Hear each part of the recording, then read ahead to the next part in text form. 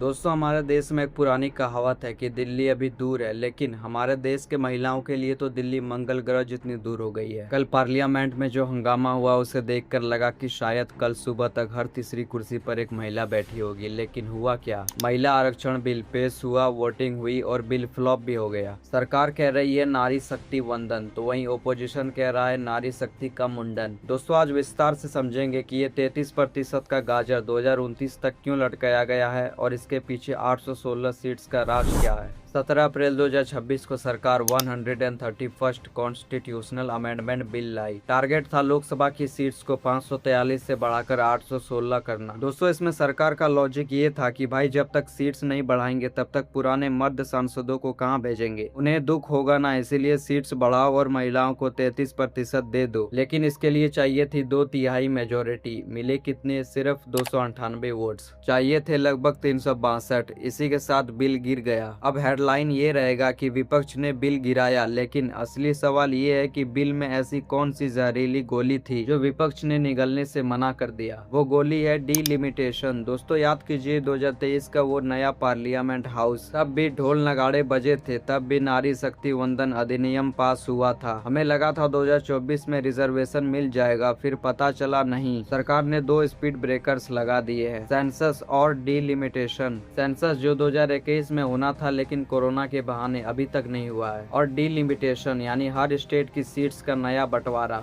अब यहाँ लॉजिक देखिए, रिजर्वेशन तब मिलेगा जब सेंसस होगा और डिलिमिटेशन तब होगा जब सीट्स बढ़ेंगी। 2029 का इलेक्शन आने वाला है और महिलाएं आज भी तारीख का इंतजार कर रही है। अब आते हैं सबसे खतरनाक पॉइंट पर। ये 816 सीट्स का फॉर्मूला साउथ इंडिया के लिए एक नाइटमेयर जैसा है, क्योंकि साउथ के स्टेट्स तमिलनाडु, केरला, कर्नाटका जैसे स्टेट्स ने देश की बात मानी, पॉपुलेशन कंट्रोल किया, एजुकेशन बढ़ाई, और वहीं नॉर्थ के स्टेट्स यूपी, बिहार, राजस्थान में पॉपुलेशन ब्लास्ट होता रहा। अब अगर पॉपुलेशन के बेसिस पर सीट्स बढ़ी तो यूपी की 80 सीट बढ़कर 140 से 150 हो जाएगी। दोस्तों, पोजीशन का डर सही है कि क्या आप महिलाओं को हक दिलाने के बहाने साउथ इंडिया की पॉलिटिकल पावर को छीन रहे हैं? अगर साउथ इंडिया को ये लगा कि अच्छा काम करने की सजा सीट्स कम होना है तो ये देश के लिए कितना बड़ा खतरा होगा, कभी सोचा है? और फिर आता है ओबीसी रिजर्वेशन का सवाल। राहुल गांधी से लेकर अखिलेश यादव तक सब कह रहे हैं कि भाई 33% में ओबीसी महिलाओं का कोटा कहाँ है। बिना उसके ये सिर्फ अपर क्लास रिजर्वेशन बनकर रह जाएगा। इस बिल को लाने का टाइमिंग देखिए, आखिरकार 2026 में ये ड्रामा क्यों? क्योंकि 2027-28 में बड़े बड़े स्टेट्स में इलेक्शन है और 2029 में जनरल इलेक्शन। महिला वोट बैंक साइलेंट होता है और बहुत बड़ा होता है। हर पार्टी चाहती है कि क्रेडिट उन्हें मिले, लेकिन कुर्सी किसी को ना देनी पड़े। ये बिल्कुल वैसे ही है जैसे ऑफिस में बॉस कहे